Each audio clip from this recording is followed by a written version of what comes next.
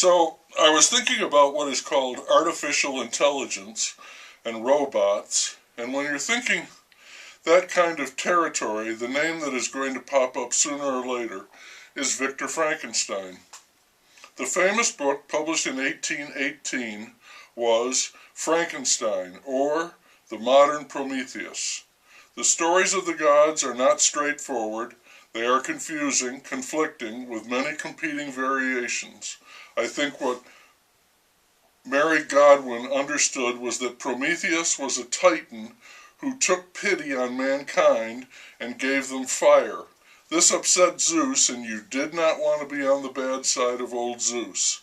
He chained Prometheus to a rock, and every day an eagle came to pick at his liver, just the liver. It was a liver-eating eagle, and the liver would regenerate overnight, which sounds good, but it meant that Prometheus and his liver were fated to live a most painful and repetitious existence. Frankenstein is the modern Prometheus because he investigates nature and discovers the secret of life. He thinks this will lead to fame for himself and happiness for mankind.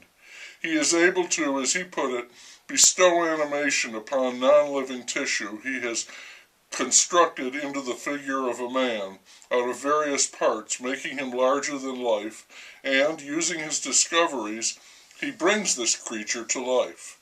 Success! Or, as the movies would have it, it's alive! But when he sees the living creature, Frankenstein is horrified. He leaves the laboratory and the creature runs away. Now this story is peddled as one in which a brilliant man destroys himself, and others as well, by seeking to unlock the secrets of nature, in wanting to know things that human beings are not meant to know. And there's a lot of that in the book. The irresistible lure of science. But I felt that the crime, if it be called that, committed by the scientist, was not one involved in nature. Rather, it was that relative of nature which is nurture. And because the scientist abandoned the being he made, the creature had no nurture whatsoever. And this is the horror, the unremitting pain that it feels. Utter isolation, separation from all others, the sure knowledge that it will never know love. In the book, love is the ultimate gift and virtue, love of family, romantic love, marital love, the love of a true friend. And because the creature is denied all of this, it attacks all form of love in order to ruin his master's life, as his own life was ruined.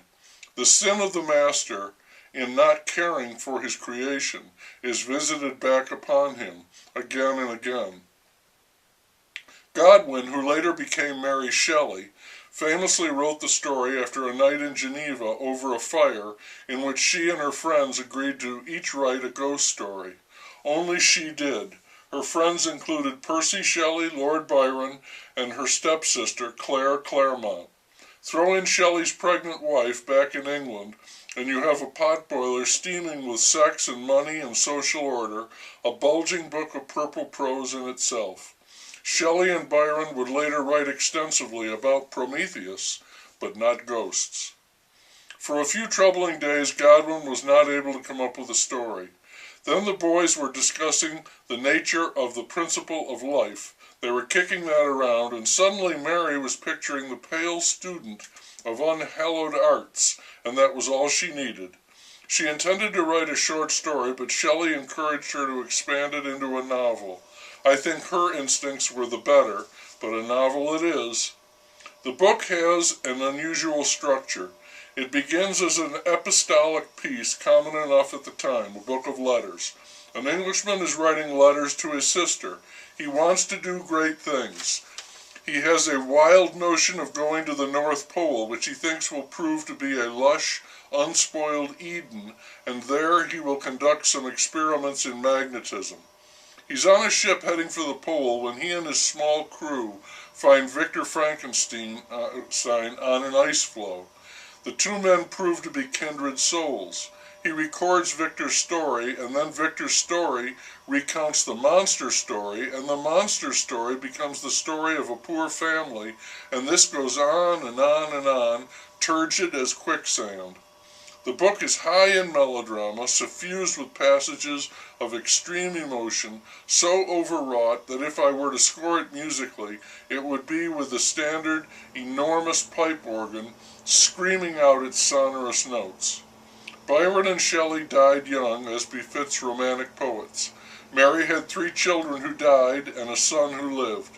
She raised him back in England, where she wrote for the rest of her life, novels and drama and essays and reviews, but she never produced anything with the impact of Frankenstein, her first bit of writing, which she created at the tender age of 18.